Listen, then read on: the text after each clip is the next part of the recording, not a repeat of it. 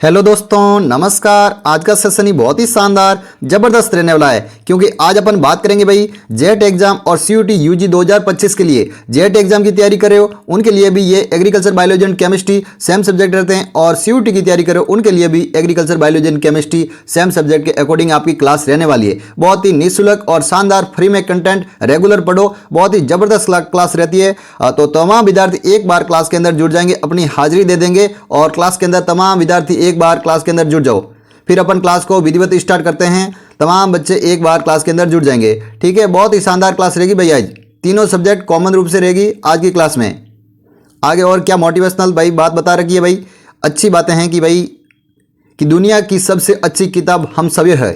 खुद को समझ लीजिए, सब समस्याओं का समाधान हो जाएगा। मतलब खुद को समझ लेना है कि मैं क्या कर सकता हूं, मेरे को आगे जाके क्या करना है, मेरा आगे जाके क्या ड्रीम है, मेरे को कॉलेज पाना है तो मेरे को कॉलेज के लिए कितनी मेहनत करनी है, किस सब्जेक्ट को किस प्रकार से कवर करना है। तो आपको अपनी समस्याओं का हल खुद निकालना होगा। इसलिए मेहनत करते रहो और रेगुलर पढ़ते रहो। आपको रेगुलर उड़ान एग्रीकल्चर क्लासेज के द्वारा प्रतिदिन आपको जेट एग्जाम और सीयूटी एग्जाम के वीडियो देखने को मिल जाएंगे। तो एक बार तमाम विद्यार्थी चैनल को सब्सक्राइबर करके आ जाएंगे, और लाइक के साथ एक अच्छा सा प्यारा सा कमेंट कर दो कि सर जी हम क्लास में जुड़ चुके हैं, और अपने साथियों के साथ भी शेयर करके आ जाओ, ताकि अपन क्लास को विधिवत फिर स्टार्ट करते हैं। तमाम बच्चों के साथ शेयर करके आ जाओ और फिर क्लास को अपन विधिवत स्टार्ट करते हैं। जो भी भाई जेट एग्जाम की तैयारी कर रहे हैं ना, उनके लिए मैं कह देता हूं कि 100% बहुत ही शानदार कंटेंट के साथ आपके एग्जाम तक तैयारी करवाई जाएगी, और भी बहुत ही निःशुल्क और जबरदस्त तैयारी करवाई जाएगी। इसलिए जेट एग्जाम की तैयारी कर रहे हो उनके लिए भी, और सीयूटी की तैयारी कर रहे हो उनके लिए भी बहुत ही बेहतरीन क्लासेस चला रहे हैं। तो प्रतिदिन जुड़ा करें और बहुत ही बेहतरीन ढंग से पढ़े, ठीक है। तो तमाम बच्चे एक बार क्लास के अंदर जुड़ जाएंगे। क्या आप चैनल को सब्सक्राइब कर दिया क्या? बिल्कुल सर जी कर दिया।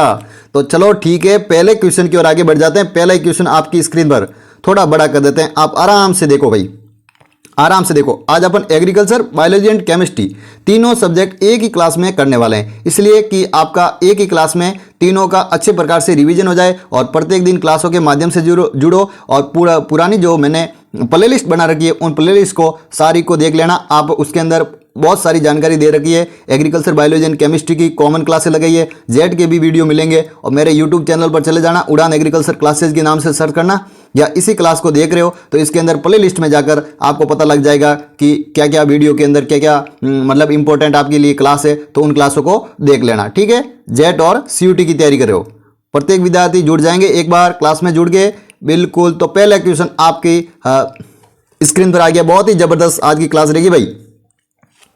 क्या बताया जा रहा है कि भारत में हरित क्रांति के जनक कौन है भाई?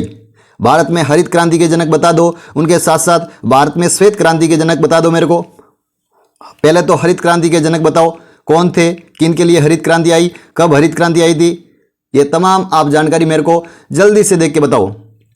आपको साथ साथ में कमेंट सेक्शन के माध्यम से भी लिखना है। आपकी प्रतिदिन क्लास लगाएंगे भाई, प्रत्येक दिन क्लास लगाएंगे, बिल्कुल विधिवत। एक दो दिन अभी क्लासें थोड़ी बहुत नहीं हो पाई, कोई दिक्कत नहीं है। तमाम विद्यार्थी आज से जुड़ जाएंगे, और अब अपन रेगुलर और विधिवत आपका टेलीग्राम चैनल भी बन चुका है। तो उड़ान एग्रीकल्चर क्लासेज के नाम से इसी यूट्यूब चैनल के डिस्क्रिप्शन में जाकर आपको टेलीग्राम मिल जाएगा। वहां पर भी आपको प्रत्येक दिन अपन एग्रीकल्चर, बायोलॉजी एंड केमिस्ट्री के मैं रोजाना क्विज करवाता हूँ, इंपॉर्टेंट नोट्स डालता हूँ, और भी तमाम जानकारी जो आपको टेलीग्राम पर मिलती है। तो टेलीग्राम को जरूर ज्वाइन करना, आपको बहुत सारा सीखने को मिलेगा और वहां से पढ़ने को मिलेगा। तो इसलिए टेलीग्राम को तमाम विद्यार्थी एक बार ज्वाइन कर लेना, आपको बहुत सारी जानकारी मिलेगी टेलीग्राम के माध्यम से। रेगुलर भाई क्विज करवाते हैं टेलीग्राम पर, ठीक है।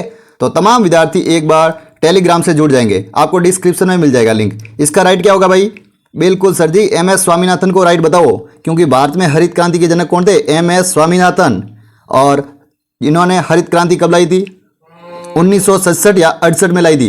1967 या 68 इसका राइट आंसर होगा। 1967-68 में हरित क्रांति आई थी, ये ध्यान में रखेंगे। और हरित क्रांति किसके लिए आई थी? गेहूं के उत्पादन को बढ़ावा देने के लिए। भारत में गेहूं को सबसे ज़्यादा उत्पादन में बढ़ावा देना, और उनके लिए भाई हरित क्रांति लाई थी। MS स्वामीनाथन भारत में हरित क्रांति के जनक थे। श्वेत क्रांति के जनक डॉक्टर वर्गीज कुरियन थे, और दुग्ध दिवस के उनके जन्म दिवस पर दुग्ध दिवस 26 नवंबर को दुग्ध दिवस के रूप में अपन मनाते हैं। तो इसी प्रकार से सभी जानकारी आप ध्यान में रखेंगे, ठीक है। अब मैं अगले क्वेश्चन की ओर आगे बढ़ता हूं। और भी इससे भी ज़्यादा आपको जानकारी आ रही है या इससे भी ज़्यादा आपको थोड़ा बहुत कंटेंट अलग से कुछ आ रहा है तो आपको कमेंट सेक्शन के माध्यम से लिखना है, ताकि और भी बच्चे आपसे सीखें और जो भी दूसरे बच्चे लिख रहे हैं उनसे और दूसरे सीखें। मतलब एक दूसरे को सीखने को बहुत सारी जानकारी मिलेगी, इसलिए आपको कमेंट सेक्शन के माध्यम से बहुत अच्छी अच्छी जानकारी कमेंट सेक्शन के माध्यम से लिखनी है, ताकि प्रत्येक विद्यार्थी अच्छे से उस कमेंट को देख सके और प्रत्येक से विद्यार्थी सीख सके। तो इसलिए कमेंट सेक्शन के माध्यम से आपको बहुत सारी अच्छी सारी जानकारी कमेंट सेक्शन के माध्यम से लिख लेनी है। सारी जो प्रश्न से रिलेटेड रहती है वो जानकारी आपको कमेंट सेक्शन के माध्यम से लिखनी है। अब मेरे को दूसरे का राइट आंसर बताओ। आप तमाम बच्चे दूसरे का राइट आंसर बताओ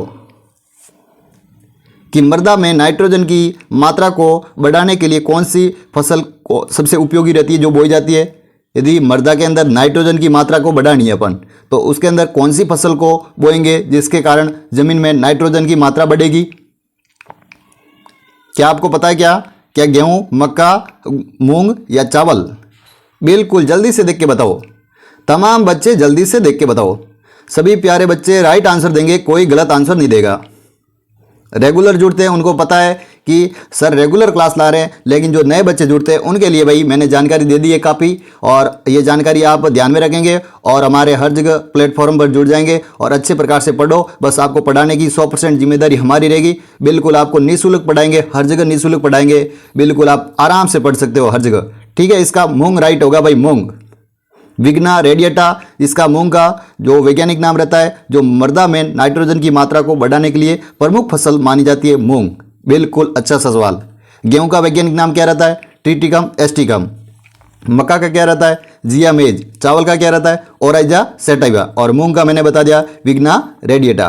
तो तमाम जितने भी फसलें रहती है या जितने भी फ्रूट रहते हैं, फल है, जितनी भी सब्जियां हैं, तो उनके आपको वैज्ञानिक नाम याद कर लेने हैं। आज का काम मैं आपके लिए दे देता हूं कि आपको सारे वैज्ञानिक नाम जितने भी हैं उनका एकदम सामान्य से जनरल जो आपके फर्स्ट या सेकंड पेज में जो आपके जो किताब रहती है उसके अंदर ही मिल जाएगा, या कहीं आपको प्रिंट निकलवा देना कंप्यूटर से, और सारी जानकारी आप बेसिक कंप्लीट कर लेना, ताकि आपके एग्जाम में सवाल आए तो गलत ना हो। इसके कुल भी पूछे जाते हैं, उत्पत्ति स्थान भी पूछे जाते हैं, वैज्ञानिक नाम भी पूछे जाते हैं। तो सारी जानकारी आप ध्यान में रखेंगे, एक बार पढ़ लेंगे उनको। अब तीसरे का मेरे को राइट आंसर बताओ। तीसरे का राइट आंसर बताओ मेरे को। भारत का सबसे बड़ा खाद्यान्न उत्पादन में कौन सा राज्य भाई? खाद्यान्न उत्पादन में भारत का सबसे बड़ा राज्य कौन सा भाई? जो खाद्यान्न उत्पादन में सबसे बड़ा राज्य कौन सा है, जो सबसे ज़्यादा मतलब उत्पादन करता है खाद्यान्न का? पंजाब, उत्तर प्रदेश, महाराष्ट्र या तमिलनाडु? जल्दी से देख के राइट आंसर को टिक लगाओ। राइट आंसर क्या हो जाएगा? क्या आपको पता है? क्या जल्दी से देख के बता दो मेरे को, राइट आंसर बता दो तमाम बच्चे। उत्तर प्रदेश राइट होगा। बिल्कुल सर जी, उत्तर प्रदेश को ही आप तो राइट बताओ, क्योंकि उत्तर प्रदेश में सबसे ज़्यादा खाद्यान्न उत्पादन हो रहा है भाई। बहुत ही अच्छी प्रकार से, ज़बरदस्त, सही बता रहे, तमाम बच्चे सही बता रहे हैं। इसी प्रकार जल्दी से देख के बताओ भाई, जल्दी से देख के राइट आंसर मारो टिक। ठीक है, अब अगले क्वेश्चन की ओर आगे बढ़ते हैं। अगला क्वेश्चन क्या कह रहा है? अगला क्वेश्चन ही बहुत ही बेहतरीन रहने वाला भाई, बहुत ही खास रहने वाला है कि ट्रैक्टर का उपयोग मुख्यतः किस कार्य के लिए लेते हैं भाई? मतलब ट्रैक्टर रहता है तो ट्रैक्टर का उपयोग किसके कार्य के लिए लेते हैं भाई? सिंचाई के लिए, जुताई के लिए, कटाई के लिए या भंडारण के लिए? अच्छे से देख के बताओ मेरे को। राइट आंसर हो जाएगा भाई बिल्कुल जुताई के लिए, बिल्कुल जुताई के लिए ही राइट होगा भाई।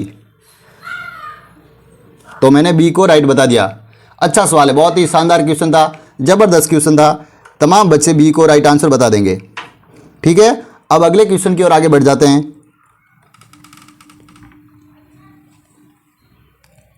अगला क्वेश्चन, एक सेकंड ये देख लो, मैं थोड़ा बहुत पानी पीने लग गया, कोई दिक्कत नहीं थी। अब देख लीजिए, 5वां क्वेश्चन आ गया भाई कि कौन सा उर्वरक नाइट्रोजन में सबसे अच्छा स्रोत रहता है?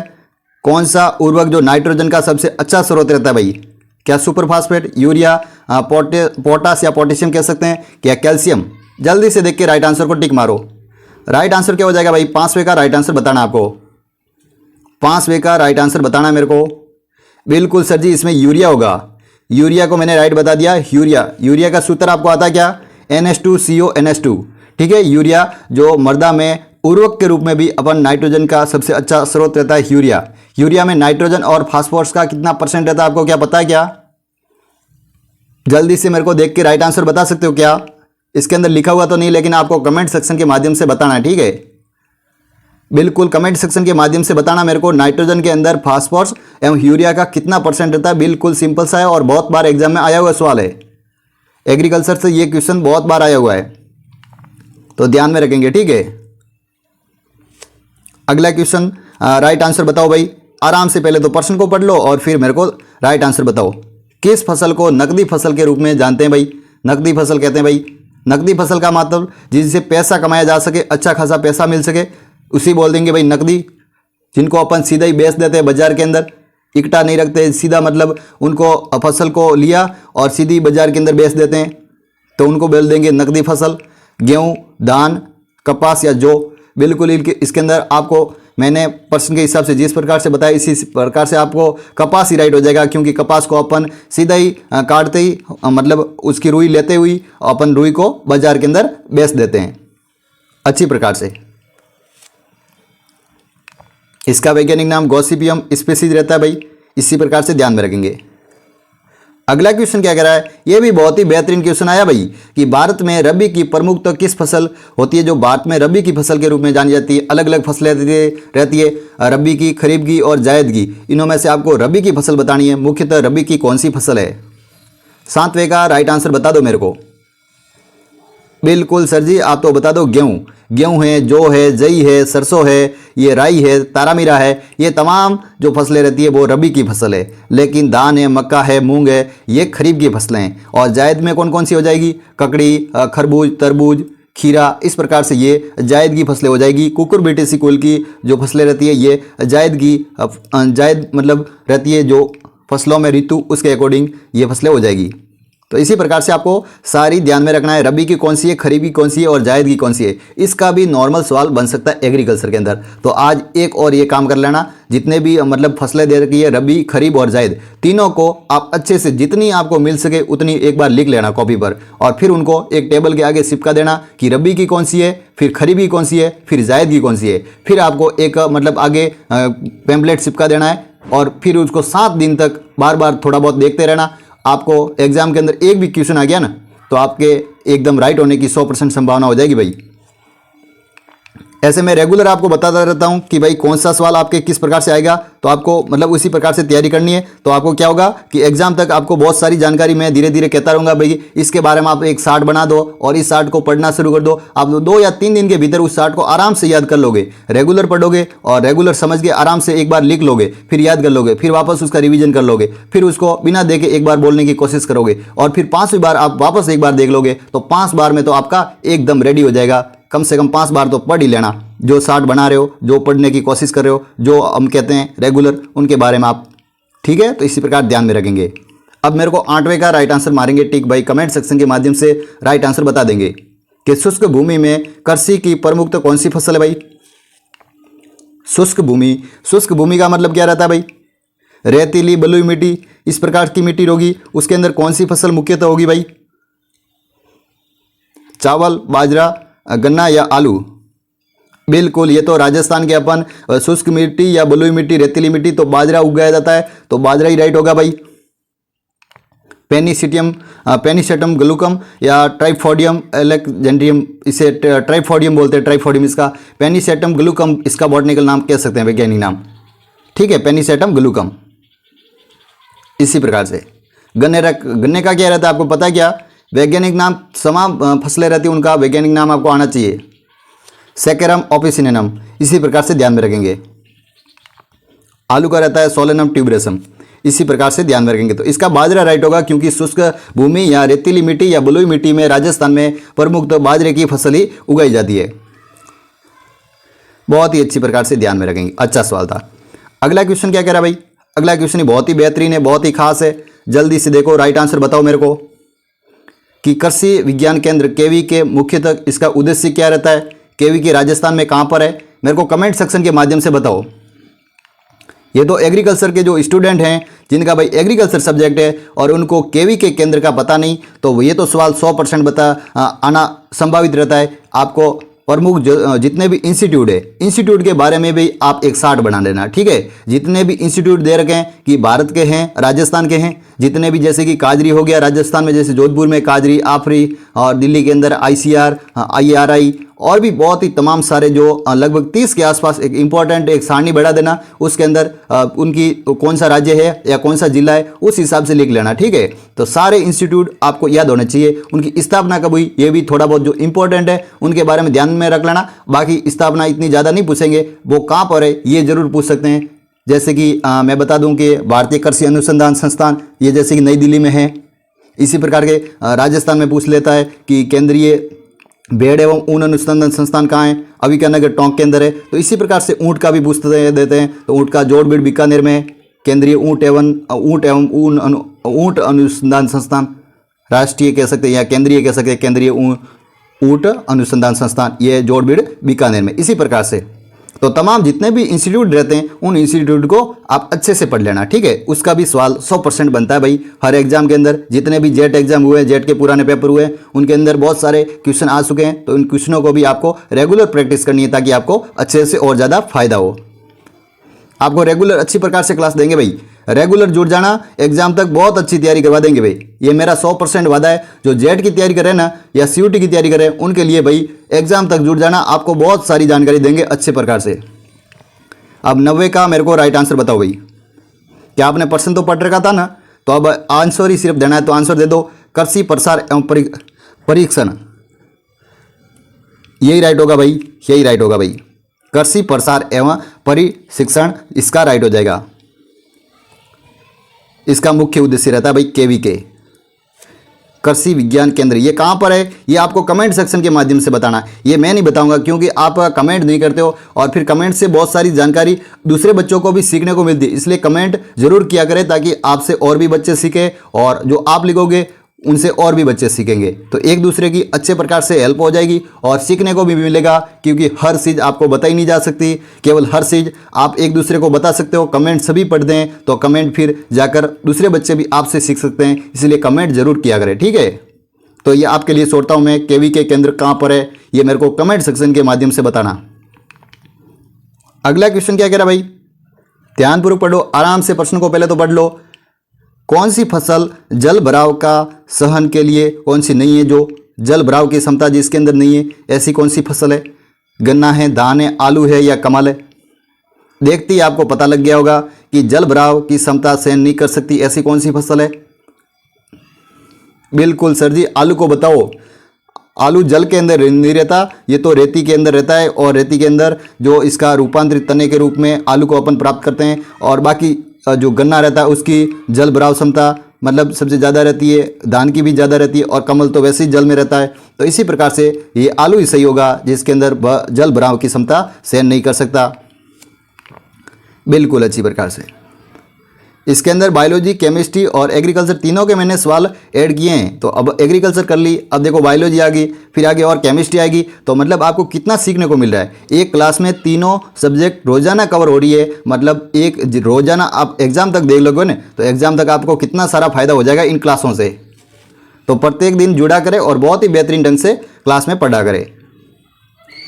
और नोट्स वगैरह आपको चाहिए फ्री में, मतलब PDF वगैरह मिलनी चाहिए, तो वो आपको टेलीग्राम पर दे सकते हैं। बाकी हमारे पास और कोई साधन नहीं है, टेलीग्राम पर आपको जुड़ना होगा। टेलीग्राम पर आपको सभी जानकारी, प्रश्नोत्तरी और भी एग्जाम अपडेट जो नॉलेज वगैरह रहती है वो टेलीग्राम पर मिलेगी आपको।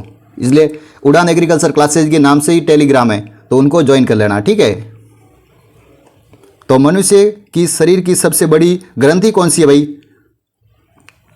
मनुष्य शरीर की सबसे बड़ी ग्रंथि कौन सी है? 11th का राइट आंसर बताओ। मनुष्य शरीर की सबसे बड़ी ग्रंथि कौन सी है? बिल्कुल यकृत, लीवर है जो मनुष्य शरीर की सबसे बड़ी ग्रंथि है। अच्छा सवाल, बहुत ही शानदार क्वेश्चन। अब अगले क्वेश्चन की ओर आगे बढ़ेंगे भाई। बायोलॉजी के भी बहुत ही अच्छे सवाल है भाई, बहुत ही जबरदस्त, जो पुराने पेपरों में आ चुके हैं। लाल रक्त कणिकाओं का जीवन काल कितना होता है? लाल रक्त कणिकाओं का मतलब रहता है RBC। ठीक है, RBC का जीवन काल आपको बताना भाई। RBC का जीवन काल आपको बताना भाई। लाल रक्त कणिकाएं, बिल्कुल अच्छी प्रकार से।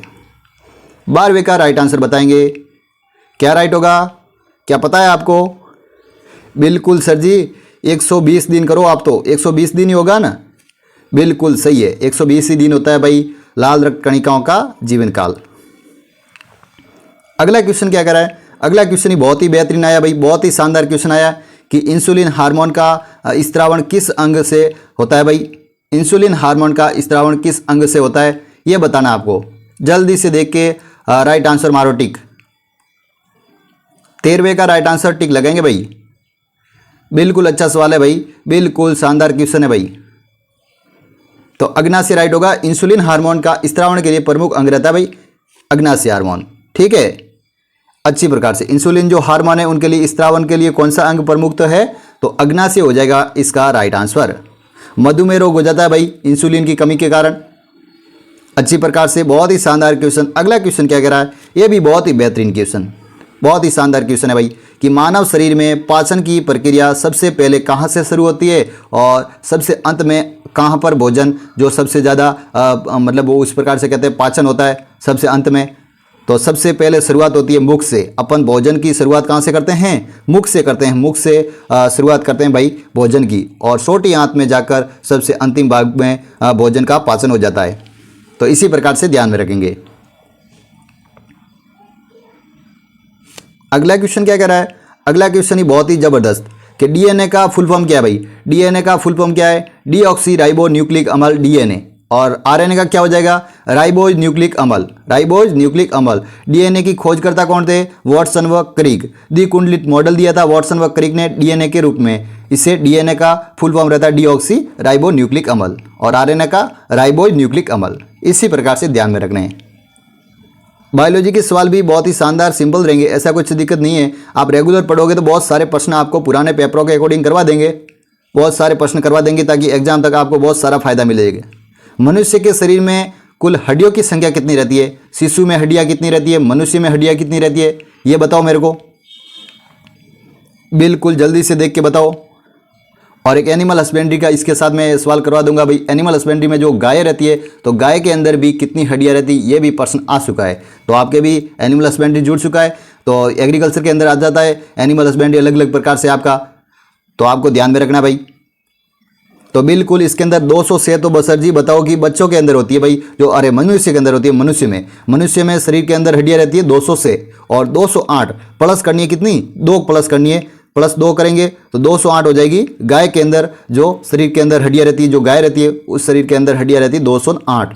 और फिर कह दे कि शिशु के अंदर कितनी रहती है, तो 300 रहती है। ठीक है, 300 हड्डियां रहती है जो शिशु के अंदर। अच्छी प्रकार से ध्यान में रखेंगे। अगला क्वेश्चन क्या कह रहा है, अगला क्वेश्चन ही बहुत ही बेहतरीन, बहुत ही खास, आपकी स्क्रीन पर रहेगा भाई। जल्दी से देखो कि रक्त का शुद्धिकरण किस अंग के द्वारा होता है भाई। 70वें का राइट आंसर मारेंगे टिक भाई। कमेंट सेक्शन के माध्यम से बताना है आपको कि रक्त का शुद्धिकरण किस अंग के द्वारा होता है भाई। 70वें का क्या राइट होगा, वृक्क या गुर्दा। वृक्क या गुर्दा रहता है भाई। गुर्दे के द्वारा ही शरीर में जो शुद्धिकरण का अंग के लिए प्रमुख अंग रहता है भाई, रक्त का शुद्धिकरण करता है, वृक्क या गुर्दा बोलते हैं इसे। बिल्कुल अच्छा सवाल है, शानदार क्वेश्चन है। अगला क्वेश्चन ही बहुत ही बेहतरीन आया भाई। ऐसे ही सवाल आपको एग्जाम में दिखेंगे, 100% गारंटी है, ऐसे ही सवाल आपको एग्जाम में देखने को मिल जाएंगे। पौधों में भोजन का परिवहन किसके द्वारा होता है, क्या बताओ। पौधे भोजन कैसे करते हैं, मनुष्य किस प्रकार से करते हैं, इसी प्रकार पौधे किस प्रकार से भोजन करते हैं, भोजन का परिवहन किस प्रकार से होगा।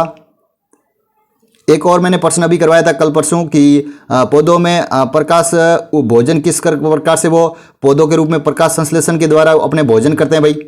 तो ये भोजन में परिवहन के बारे में बताना है कि पौधों में भोजन का परिवहन किसके द्वारा होगा। ये प्रश्न थोड़ा बहुत अलग है उनसे, तो इसी प्रकार से आप रेगुलर पढ़ोगे तो आपको बहुत सारे बायोलॉजी के भी सवाल, बहुत ही शानदार शानदार प्रश्न जो पुराने पेपर के अकॉर्डिंग लाते हैं, तो आपको सीखने को मिल जाएंगे। तो इसका राइट आंसर क्या हो जाएगा, क्या आपने पढ़ लिया प्रश्न, तो ऑप्शन भी पढ़ लिया, तो 18वें का राइट हो जाएगा फ्लोएम। बिल्कुल, पौधों में भोजन का परिवहन फ्लोएम द्वारा होता है भाई। जाइलम और फ्लोएम होता है। इसी प्रकार से भोजन के लिए कौन सा एक होता है, फ्लोएम, और जल के लिए कौन सा एक होता है, जाइलम।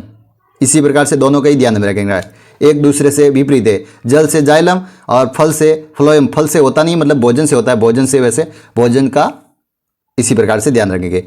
अब इसका 19वें का राइट आंसर बता दो। 19वें का राइट आंसर बता सकते हो कि मनुष्य की त्वचा का रंग किस पदार्थ के कारण होता है, मतलब त्वचा का रंग रहता है ना, वो किसके कारण होता है मनुष्य के अंदर। हीमोग्लोबिन के कारण, कोलेजन के कारण, मेलानिन के कारण या केराटिन के कारण? बिल्कुल सर जी, इसका तो मेलानिन बताओ, क्योंकि मनुष्य में त्वचा का रंग मेलानिन के कारण ही परिवर्तित होता है। इसका रंग बिल्कुल मेलानिन हो जाएगा त्वचा का रंग के कारण मनुष्य में। अच्छी प्रकार से इसका सी राइट होगा भाई। अगला क्वेश्चन बहुत ही बेहतरीन आया भाई, बार बार एग्जाम में आ चुका है भाई, बहुत बार एग्जाम में आ चुका है कि मछली के किस अंग में सांस द्वारा लेते हैं, वो मछली किसके द्वारा सांस लेती है भाई? क्या त्वचा के द्वारा, फेफड़ों के द्वारा, गिल्स जो गलफड़े रहते हैं, मुख के द्वारा? किसके द्वारा लेती है मछली सांस?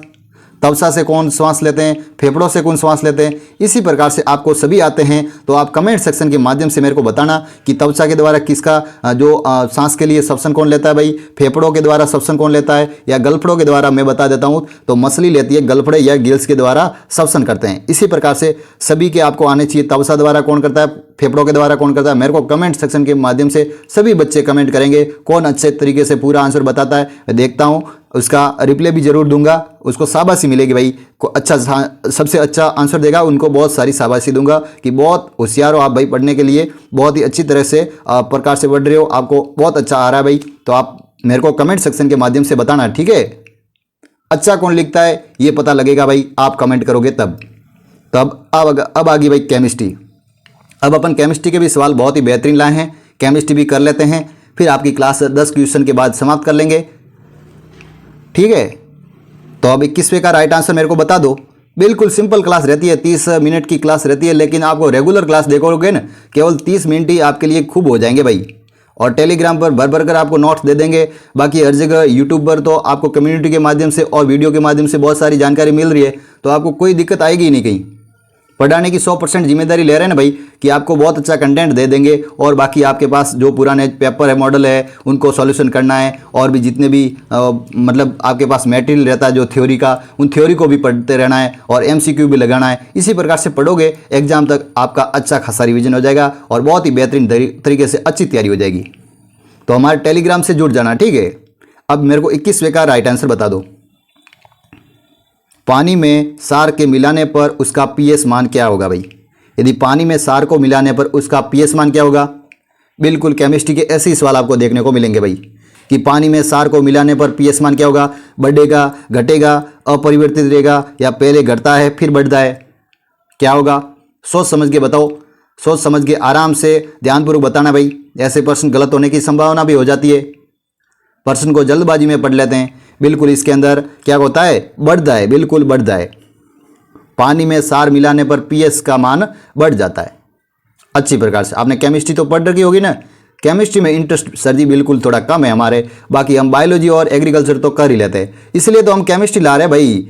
बायोलॉजी और एग्रीकल्चर तो तमाम आपको यूट्यूब पे सब पढ़ा रहे, लेकिन केमिस्ट्री पढ़नी है ना, वो भी एक क्लास के अंदर तीनों सब्जेक्ट के अकॉर्डिंग पढ़ना है ना भाई, तो हम पढ़ाएंगे रेगुलर भाई। आपके केमिस्ट्री के भी सवाल रेगुलर ला रहे हैं, और बहुत ही अच्छे प्रकार से केमिस्ट्री भी करवा रहे हैं आपको साथ साथ में। धातुओं में किस प्रकार के ऑक्साइड बनती है भाई? धातुएं किस प्रकार की ऑक्साइड बनाती है भाई? अच्छी प्रकार से प्रश्न ला रहे हैं, बहुत ही शानदार आपको केमिस्ट्री के भी सवाल देखने को मिलेंगे कि धातुएं किस प्रकार की ऑक्साइड बनाती है, अम्लीय, क्षारीय, उदासीन या सभी? जल्दी से मेरे को देख के राइट आंसर बताओ। तो धातुएं किस प्रकार की ऑक्साइड बनाती हैं? क्षारीय ऑक्साइड बनाती है। बिल्कुल सर जी, क्षारीय कोई राइट बताओ, हम तो क्षारीय कोई बता रहे हैं, कमेंट सेक्शन करो तो पता लगेगा भाई, कमेंट तो करते नहीं, फिर कहता हो कि हम बता रहे राइट आंसर बता रहे हैं, तो इसका क्षारीय राइट हो जाएगा, ठीक है? अब अगले क्वेश्चन की ओर आगे बढ़ जाते हैं। अगला क्वेश्चन बहुत ही बेहतरीन रहने वाला भाई। क्या बताया जा रहा है कि कोई यौगिक जब पानी में घुलता है और हाइड्रोजन आयन H+ देता है तो वो क्या कहलाता है? क्या आपको पता है? क्या कोई यौगिक जब पानी में घुलता है और हाइड्रोजन आयन H+ देता है तो वो क्या कहलाता है? अम्ल, सार, लवण या लोहा? बिल्कुल आपको H+ देखते ही पता लग गया कि हाइड्रोजन आयन कौन दे सकता है। बिल्कुल सिंपल सा क्वेश्चन है, अम्ल ही देगा। अरे अम्ल ही देगा, H+ है ना भाई, हाइड्रोजन आयन है तो H+ है तो क्या देगा? अम्ल ही देगा। बिल्कुल पानी में घुलता है तब। अच्छी प्रकार से अगला क्वेश्चन बहुत ही बहुत बार एग्जाम में आया हुआ सवाल, ये बहुत ही अच्छा सवाल है भाई। रोस्टिंग की प्रक्रिया किसके लिए की जाती है भाई? रोस्टिंग की प्रक्रिया किसके द्वारा की जाती है भाई? कार्बोनेट एस के रूप में, सल्फाइड एस के रूप में, ऑक्साइड एस के रूप में, या ये सभी हो जाएगा? क्या हो जाएगा? 120वें का राइट आंसर मेरे को राइट आंसर बताओ। तमाम बच्चे राइट आंसर बताओ। जल्दी से बता दो। सर जी इसका तो सल्फाइड एक्स कर दो, राइट। हम सल्फाइड को ही बता रहे हैं, सल्फाइड ही होगा इसका। रोस्टिंग की प्रक्रिया किसके लिए होती है? तो सल्फाइड एक्स के लिए होती है। बिल्कुल बिल्कुल अच्छी प्रकार से, बिल्कुल ज़बरदस्त। अगला क्वेश्चन क्या कह रहा है? अगला क्वेश्चन बहुत ही बेहतरीन आया भाई कि कास्ट आयरन में कौन से तत्वों में होता है भाई? कास्ट आयरन कौन से तत्वों में होता है? क्या आपने पढ़ा कभी? प्रश्न को पढ़ा? ऐसे प्रश्नों को पढ़ा करो, ऐसे प्रश्न एग्जाम में पूछे जाते हैं। तो इसका 25वें का क्या राइट बैठ रहा है? Fe और C, मतलब आयरन और कार्बन।